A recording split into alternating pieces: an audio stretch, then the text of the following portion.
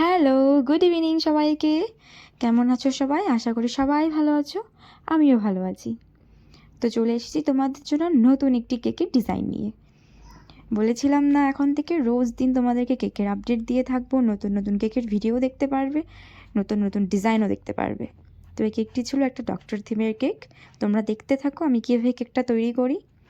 আর সবাইকে বলবো একটা টিপস দিয়ে রাখি, যখন তোমরা ফন্ডেন্টের কাজ করবে, সে ফন্ডেন্ট কেকটা যখন বানানো হবে, ফন্ডেন্টের তৈরি যে কোনো জিনিসই তোমরা কিন্তু অটোমেটিক ডাইরেক্ট ফ্রিজে রাখবে না।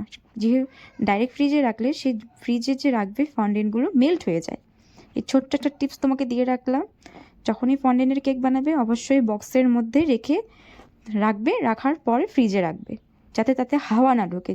আর যদি তাতে হাওয়া ঢোকে, সে কেকটা অনেকটাই মেল্টিং হয়ে যাবে, দেখতে অনেকটাই বাজে হয়ে যাবে, যেহেতু ফন্ডেন্ট আছে সবগুলো গলে যাবে।